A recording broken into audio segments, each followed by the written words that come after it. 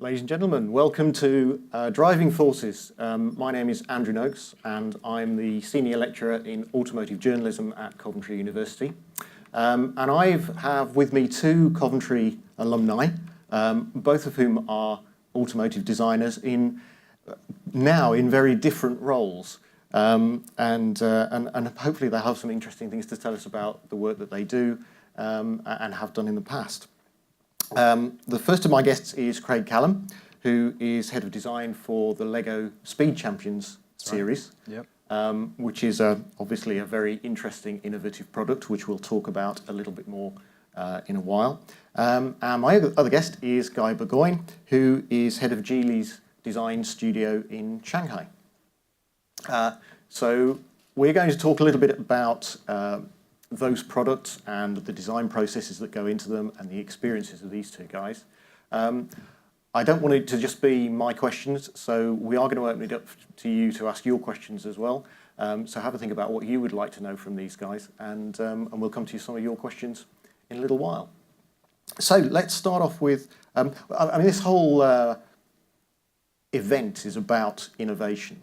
So let's start by thinking about what is it how do designers get involved in innovation? Guy, do you want to start with that? I've been in the car industry now for about 24 years, I think it is. And so I've had lots of different occasions to influence design as an actual on-the-floor designer, to a manager, to a director, or whatever we call it these days. And at different stages, there's different things. So the young designer has got to remain open. You get taught all these wonderful things at university, like Coventry, of course. But even when you go into industry, you've got to still remain open. You've got to be influenced and allow yourself to be inspired by things constantly. If you stop, I think it's a bit like fish. If you stop, you're just going to be dead. If you think you know it all, you're going to fail. So being influenced is a huge part of it when you're the young on-the-floor designer. And then when you're the design manager, I think you've got to allow the freedom to your group, allow them to explore and give them the time and the freedom to get it wrong. Being allowed to fail is a hugely important part in that, I think. And then these days I'm in the position where, I'm managing lots of managers, and it's about maybe inspiring a general direction and giving them the tools to be able to go and play. So, you talked about sort of gaining inspiration. How much is it the job of a young designer, particularly, to sort of be inspired by things, and how much is it that they're taking what their managers tell them and doing something with that? Is it up to them to be inspired? In general, I think it's a strange animal, the car industry, that if you look at, as you graduate with years of experience, what tends to happen is you probably get more narrow in your thinking, because just like we all like to try and become like the child again. We like that freedom and innocence of a child that isn't weighed down by knowledge that's kind of narrowing their focus. So we like, as you get more experience, the more experienced designer probably knows the tricks of how to solve a problem in the way that they've solved it many times before, which is great, and we need that. But the young designer might come in with a new way to solve it.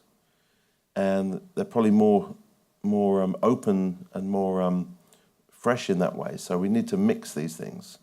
And also the more senior designer needs to be open to accept that sometimes the young upstart might teach them something. Yeah. So I think this is it's a kind of interesting model that parts of the skill sets actually sort of narrow as you get more experience, and parts of them get wider. So. Yeah. For the value is there the entire way along. Obviously, you're so much more absorbent when you're starting out and you're sketching every day. And then, being able to spot that value as a design manager is so important. Let's come on to the product that you're best known for, I think is probably true, the Speed Champions Yeah. models. How did that actually start? They approached me. I actually started at Lego to design Mindstorms, which was a robotics and computer programming, a really super innovative product from them. So I went in to start there, and then it wasn't from there. Then decided this company is a great company, and saw the potential to introduce a line like Speed Champions, and then to play to my skills as a car designer, and bring that back into the Just explain to us what actually is Speed Champions about. Speed Champions is a line of authentic real cars, supercars, race cars, things like that, modelled in Lego at a smaller scale. So, you know, it's not your big, crazy Technic contraptions with lots of functions. It is just a small toy that you can roll around on the floor, but looks like a real car. And I think that's the key thing, really, is that, you know, a lot of kids out there, they love playing with Lego, they love creating, and I think, you know, Lego's a toy that inspires kids to become designers and to innovate in their own ways. But this actually offers them something quite concrete that they've seen out there in the real world, that then they can take that and then move that into their fantasy world and change it as they like. But for me, I mean, as a kid, I would have loved something like that. To be able to build, you know, Ferraris, McLarens, things like that out of Lego bricks is fantastic. And how does the process for you as a designer of creating those models go? Because obviously you're trying to replicate something in a scale form, which is an existing, often an iconic model, isn't it? So how do you go about doing that? It can be a challenge. I mean, first you have to choose which cars you want to do, because of course the car world is gigantic, and there's so much out there that, you know, everyone's got their favourite car, and so it's really making sure you choose the right vehicle first. Then you also need to think about choosing the right vehicle in terms of how it's built out of Lego bricks, because not all cars will work. They have to be very iconic shapes. Because you can't get exactly the same shape. Oh, never. And I wouldn't want to. I mean, that's the thing I feel that with the line is that they are a bit blocky. They aren't perfect replicas of the car, because you could go and buy a die-cast replica of a car. But this is supposed to have that pride of creation, that you've built this yourself, and look that way. So, you know, you can see that it's made out of Lego bricks, and you can see the bricks that it's made out of. So yeah, no, it's almost important that it isn't perfect. Right. And so to start with, how do you decide which of those iconic cars are you going to do? And I mean, is that something that you bring to it, or does somebody else come? Yeah, totally. I mean, obviously it's a collaborative thing where I work with the team, but in terms of the vehicles we choose and who we approach, it does come down to, you know, who's out there right now, what cars are the most innovative, the coolest, what do kids know, who's sending the right message to kids as well.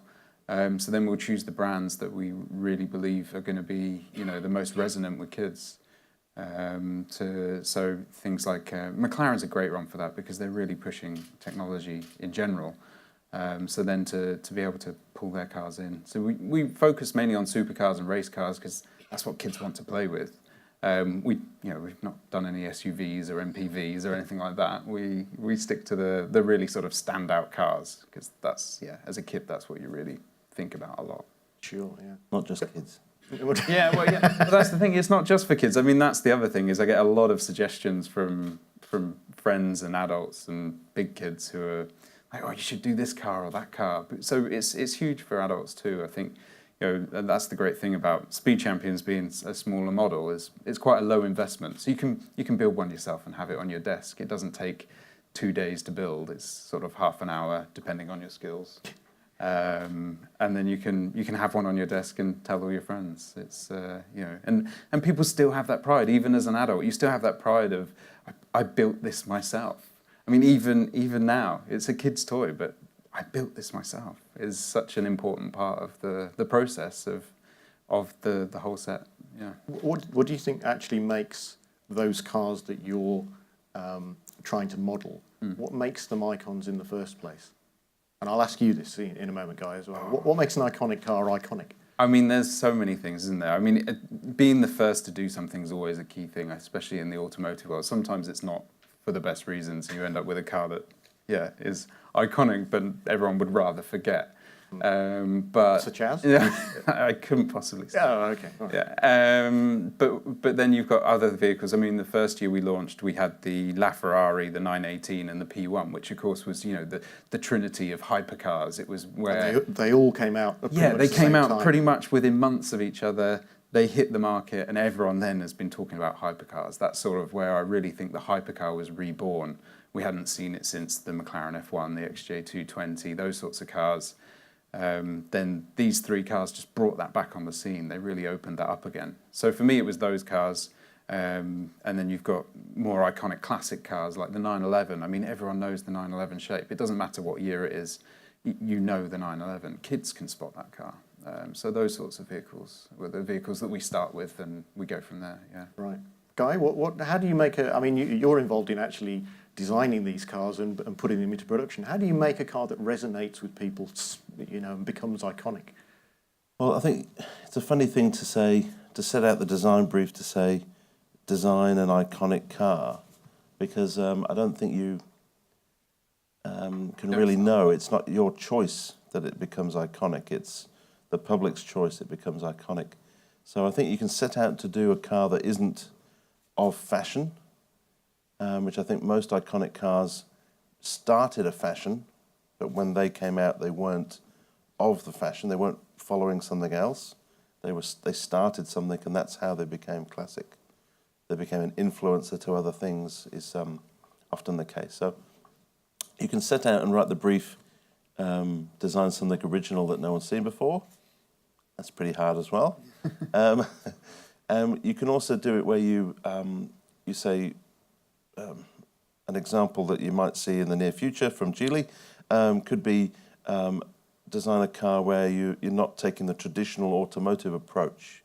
You're maybe taking more of a product design approach, because we see, probably I can see out there, most people have probably got a smartphone in their hands right at this moment. And probably more so than ever in history, people are connected to these gadgets that they have an amazing relationship with. And because of that, I think we see in the market that there might be room for some vehicles that have that feeling to them, that it resonates with the customer, and that the operation of it and the use of it mimics that a little bit more. But we still think there's a lot of room for normal automotive design as well. So, so to answer your question, I don't think I've ever had the brief design an iconic car, because we can just do our best. Every car we try to design, we would like it to become iconic. We would like the public to love it so much that, don't facelift it, please, because we think it's so good. I think in recent times, sometimes you can hurt yourself. I think Audi made an amazing car with the Audi TT, but it was like it was already at the extreme. You couldn't actually take it any further. It was stripped down to the minimalist number of lines in a very, very clever, very smart way, very successful design. But then after that, the only way to go was to kind of come back a bit. So, yeah, it's an awkward. And that's a car that's kind of got more normal, hasn't it, in succeeding generations? Yeah, probably to maintain its popularity. Yeah. Is it more difficult? Obviously, it's more difficult to do something original in terms of actually, drawing on the paper and coming up with an idea that nobody's come up with before. But is it also more difficult to get your bosses, your management, to sign off for something that's really bold? Is that something that's difficult to do? Depends on your management. I don't think I should say names, but Oh, go on. in my history, when I used to work for Volvo for many years in Sweden, and probably one of my proud things that I created was this thin centre stack that sat in the centre of the car, and you could adjust it was your infotainment centre. Kind of floating. Exactly, floating centre stack. And just for those of us who aren't car designers, just explain what a centre stack is. Centre stack's the bit in the middle. I'm driving the car. It's the bit in the middle where you can change the music, radio, air conditioning. We call it HVAC. We've got lots of acronyms for things. Heating, venting, air conditioning, anyway. It's that bit in the middle, yeah. It used to be DIN-sized slots, and now it almost disappeared because the consumer's more sophisticated and needs it to be more like your smartphone and more part of the whole product experience. So that was a case of trying to do something that hadn't been done before. Nobody had made this space behind and this floating element. And very luckily, and we had great designs, we believe we had the engineering for it, and luckily we had a very good head for the group, not a designer, but the vision, I can't remember his role at the time, CEO for the group, who one time the engineers kind of stopped us from making it floating and made us cut it in half, and he came in and banged the table with one fist and said, no, you will make it like the previous version, like design wanted, you will find a way, and kind of pushed engineering where they couldn't say no, and they did manage to achieve with some effort and skill, and we managed to get it through. So some bosses have that vision and they see something new and they want it because they see competitive gain from it against increasingly sophisticated competition. And others you have to really work at and try and explain the value of your creation to them and try and show them versus the competition and what we know of today. The difficult thing is often that we're competing with things we don't know. All of our competition, all of the other car companies are also working in secret on things that will come out in 3, 4, 5 years' time. And we have to sort of second guess what they're going to do because we don't have to be competitive with what they're selling today. We have to be competitive with what they will sell in a few years' time. Right. Well, what about the Lego models, Craig? How long is that process? Because you're not designing an entire full-size car, so presumably it happens a little bit quicker? You would hope so, wouldn't you? But no, it's actually it is a fair amount quicker. I mean, the great thing is for us when we design a concept model of a car, we see exactly what would be on shelf and what would be available to the consumer. So, the model I build on my shelf or a designer brings to me and we have it on the desk and we're looking at it, that's exactly what the kids will be looking at in their room 2 years down the line. So already we're sort of an advantage there because we don't have to mock a clay up, we don't have to, convince people what it will look like or might look like in real life. We can show them straight away because we're building with the bricks. Your design process then is you get a bunch of bricks. Oh, it starts there. Yeah, we very rarely. There's a few of the designers like to sketch and like to sort of do it different ways. Some use 3D on the computer. There's some great programs out there we can build in 3D on the computer. But no, normally it would be. I mean, the designers' desks are just like littered with bricks. So they'll just like pull things out of their own little, and then they have all the drawers behind them. So they're pulling this and they build it together. So it starts there. The design process itself about 9 months from start to finish. From me sort of saying, let's do this car to finishing, because we've got all the stakeholders we have to manage. So getting out there, but also they're doing a lot of other things as well. So it's not just building one car and that takes 9 months, but we're doing sort of 12 products at a time or something like that. So it's a bit bigger than that. 9 months start to finish on that, and then it can take anything from 6 months to a year before it gets on the shelf from when we freeze the design, because there's a lot of, and it seems crazy to say it almost, but there's a lot of complications getting all of those bricks into each individual bag and into the box in the right order, in the most efficient way possible, and then distributed across the world. So yeah, it can take from 6 months to 12 months after the freeze. So we're looking sort of a year to year and a half for the whole process.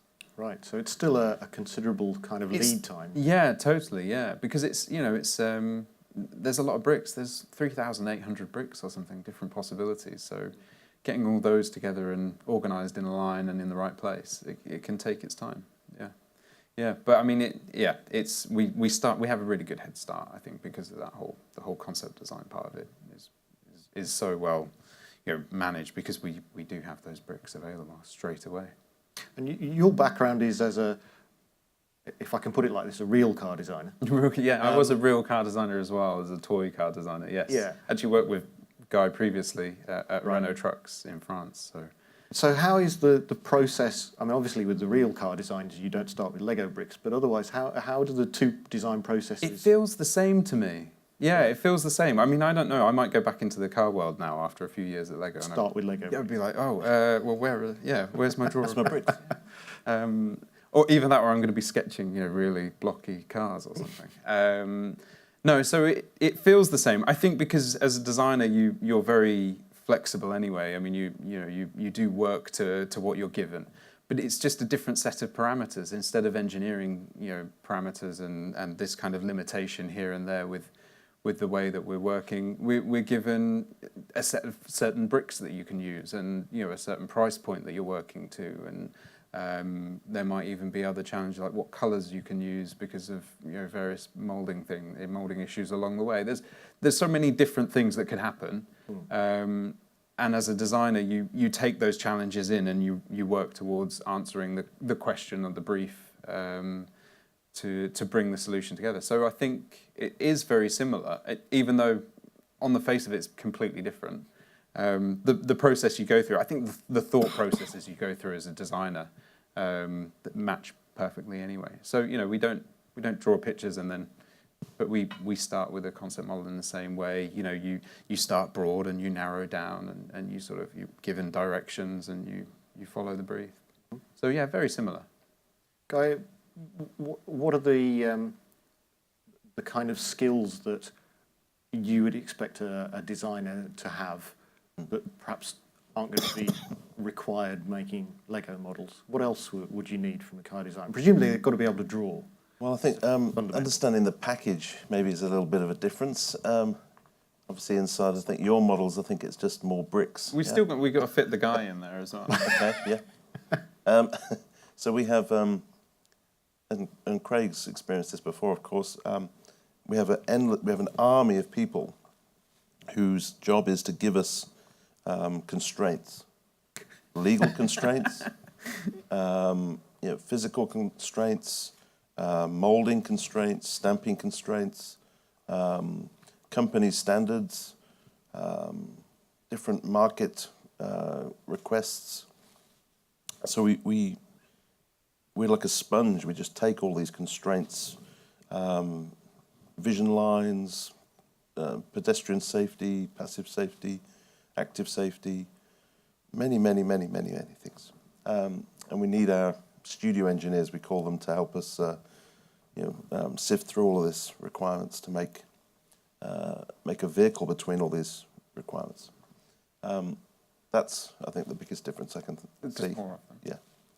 So you've had it really easy. Very jealous. Very much.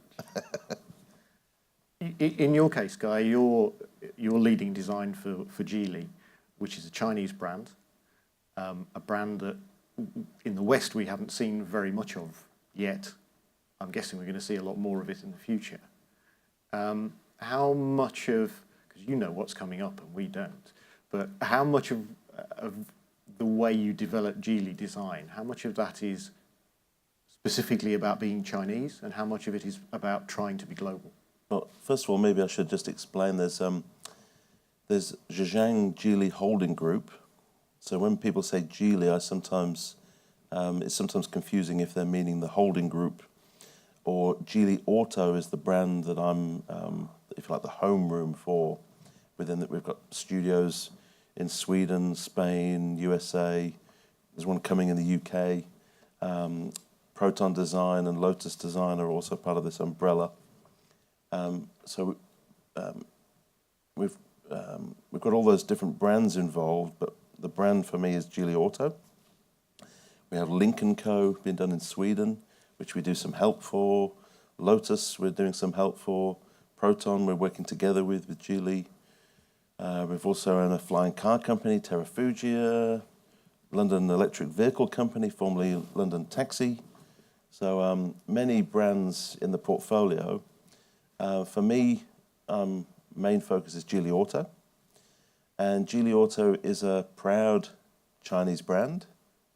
I say this in front of big crowds of Chinese people with my very Chinese face. And And I don't have any issue with it. You don't have to be from a place to be designing a brand that's got some kind of cultural link. In the same way that Volvo, which is in our group as well, of course, and Polestar, keep forgetting all these great brands. Anyway, Volvo, you'd say, is a Scandinavian brand, and they would sell globally cars that everyone would sort of assume have the Scandinavianness to them, a bit like these chairs have a Scandinavian heritage to them, their design.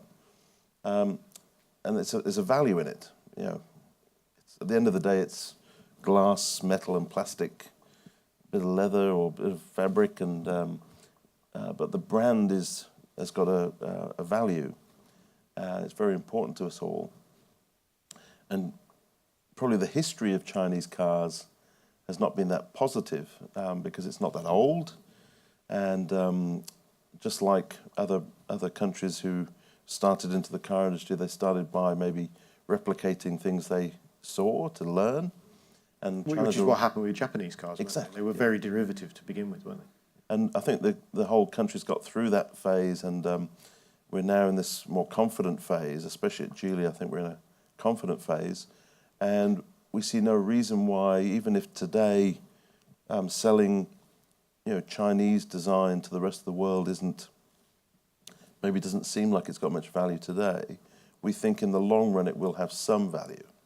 And for Geely Auto, it's a very careful mix. We don't try and make it so Chinese that it would be distasteful globally.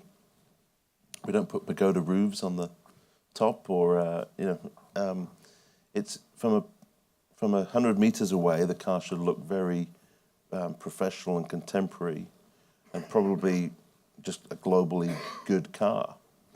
But we like to put a touch of Chineseness in the details, things that for someone from China they'd be very proud of and very positive about, and for someone from outside would be just an interesting detail, and it wouldn't matter if they don't know its heritage and its background. It's okay.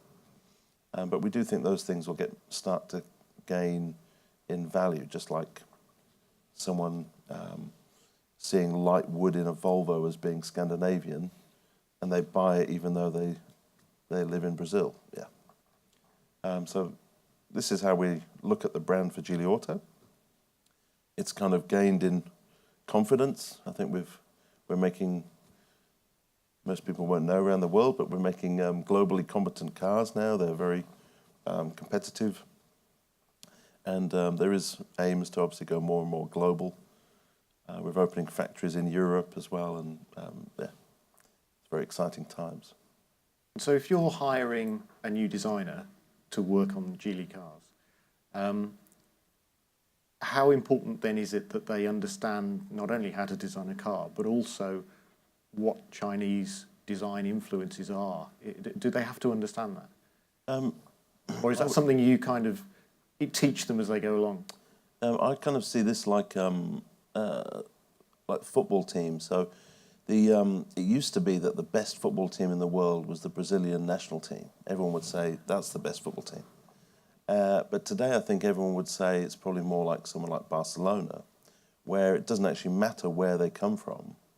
They come to Barcelona and play the style of football that Barcelona want to play. And that style of football is associated with Barcelona, this, I think I should say, Catalan football team. Yeah. So I kind of see it like that especially if you're going to try and sell some kind of national context, that just because you're from that country doesn't mean that when you, as a designer, when you put your pen on the paper, whatever line comes out has got Chineseness in it. That's ridiculous. It needs a conscious thought from the designer. And because it needs a conscious thought, if you grew up in a country and you lived in that country your whole life, and that's the only thing you experience in your whole life, sometimes it doesn't mean you actually really realize what's special about that country, because it's your normal. And often it's a case that someone from another country coming in will actually see the differences and will see the things that are special and unique to that country, which are then the things that would be recognised by other people globally, your global market, as being the points to aim at, to touch on the heartstrings, sorry, microphone strings, with the design, yeah. With Geely aiming to be a more global brand, a brand that more people around the world are going to be familiar with, is that something that kind of weighs on you as thinking, you know, I hold in my hand the future of not just a car or two, but actually an entire brand, perhaps? Or is that something that inspires you and energises you? I think most car designers are a little bit twisted in that we like very complicated puzzles. So for me, if I look at architects, I quite like architects because it's a very complicated problem to solve. You know, it's not one injection molding tool. It's a multitude of materials, logistics, components, atmosphere, people paths, and it's very complicated. And a car has a lot of those things that architecture has. It has furniture, has interior design, has exterior cladding, has glazing, but then it also is mobile. And it's also got to operate safely, and it's, yeah. So for me, I think cars are very, very complicated things, and that's actually draws a certain kind of person towards that type of challenge. And so holding something that's going to, you know, most designers want to, I think, most designers want to influence and affect as many people as possible with their designs. They want to touch as many people with their creations. They want to influence and make people's lives happier, better, more effective, or whatever it is. They improve people's lives in some way. So if you're holding something that's going to become more prolific, that's a very positive thing, I think. So, yeah. Craig, with you, I mean, you're working for one of the most globally recognised brands that there is, and also what you're doing is you're trying to replicate or model really iconic designs of the past and currently as well. So does it kind of prey on your mind a bit that you're dealing with the reputation of this huge brand and also the reputations of these iconic cars? Yeah, I mean, it didn't before. It does now. It will now. Yeah, I now can see the grey hairs coming right now. Okay. No, I think you, as a designer, and especially when you move into the role as a design manager, you take that on. That's sort of what you accept as part of the role. I really believe as a designer, your job is to become the brand that you're working for. So you almost you're not yourself anymore when you become a designer in that role. So for me, it was I mean. Yeah, I don't think you think about it that much. Maybe it's a subconscious thing, but certainly more about, you know, you're representing that brand, but by doing that, you're becoming that brand yourself. So you sort of, it becomes a natural thing where you're thinking more, well, how would Lego do this, or how should Lego do this, rather than how do I want this to be. You know, you've already removed yourself from the equation, and then balancing then those brand values that Lego have, of course, with other design styles, design lines of other brands as well. So you've got, you know, the big manufacturers, Ferrari, McLaren, Porsche. We've got Ford, Audi, Chevrolet. I mean, it's pretty diverse. So then you've got the added challenge of balancing those two, because of course, you know, Audi might have a certain way. You know, they're all very clean lines and very particular about how they want it. But of course, at Lego, it's a lot more playful, and we have to kind of have a little bit of leeway here and there. So then you have to challenge them on their values, and, you know, but which lines can we change, and which parts can we? So you have to have a dialogue with the company themselves. Yeah, you have to work really close. I mean, the best or the most successful models, I feel, in my opinion, are the ones where we had the closest dialogue and the best relationship with the manufacturer. Isn't I think a difference between sort of design and art, to me, is that in design you've got a customer, and you don't. I've never. There's one car in my career that I've designed where I could say that was for myself, only one.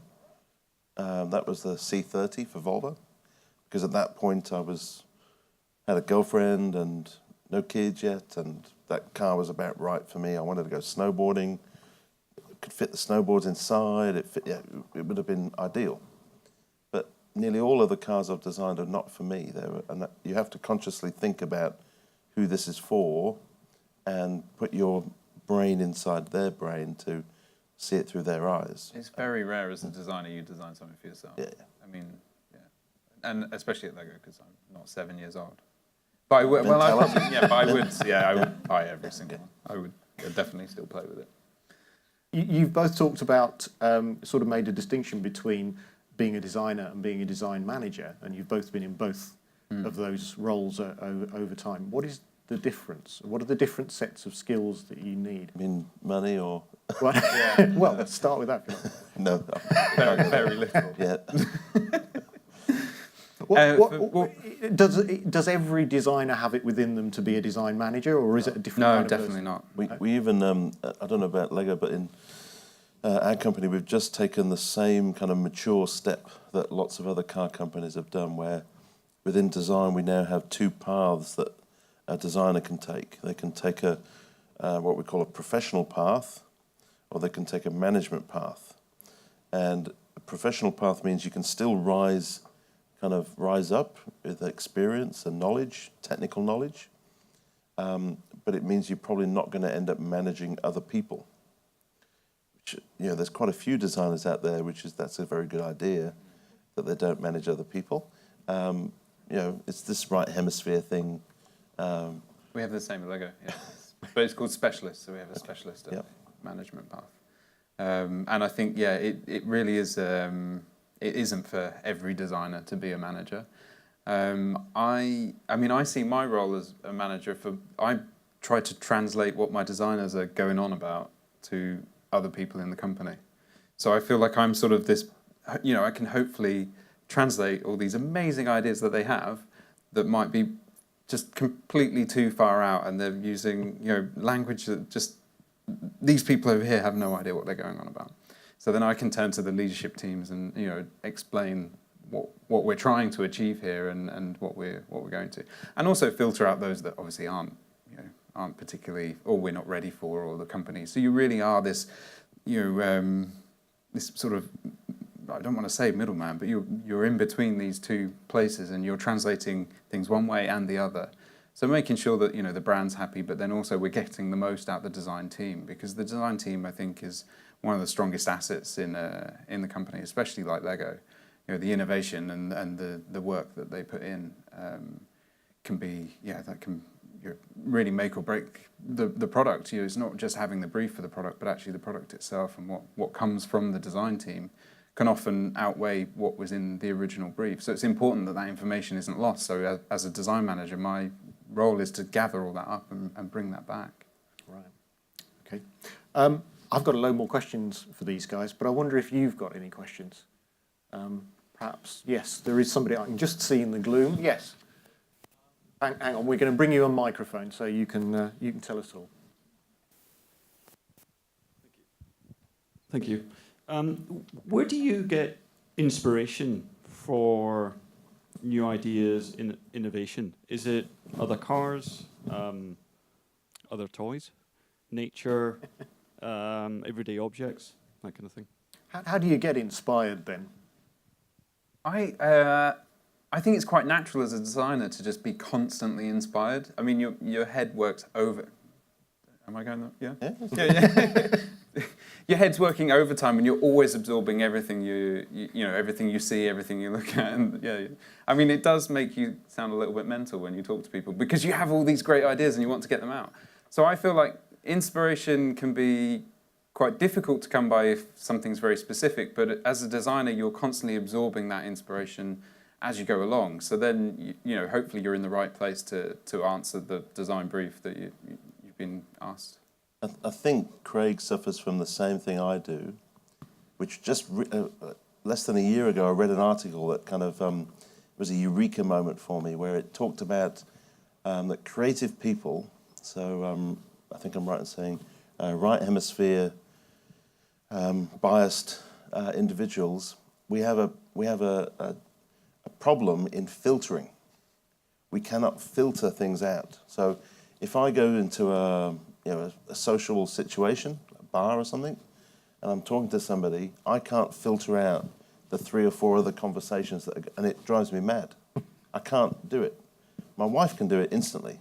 My wife can hear the song that's playing in the background, and I find it amazing. I'm really trying to hear it. I can't work it out, and she's told me some hit from the 80s that I probably know, but yeah, if I'd have heard it, I could have won the 5 points. But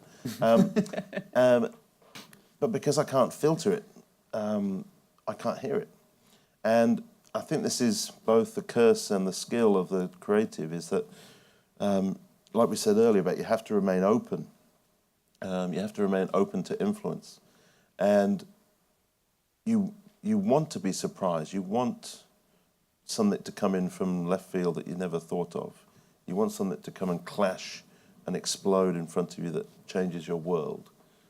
So I think it's both a curse when in social situations, and also a trait. Yeah. Anybody else got a question for our 2 guys? Yes, down here. Where do you see? Where do you see automotive design moving towards with the electric vehicles coming in? Do you think that's going to have a major influence on design, or very little? I wondered how long it would be before we got to electric vehicles. So You've got electric motors in some of those. Yeah. I guess for us it's really easy. We just put them in. I think I had those when I was a kid. I think they've been around for years. Anyway, in Geely World, we already sell electric cars, so it's probably a surprise to lots of people. We even sold electric scooters for many years as well. But I think most car companies, as far as I'm aware, the intelligence that I've got is that they're all investing in electric architectures.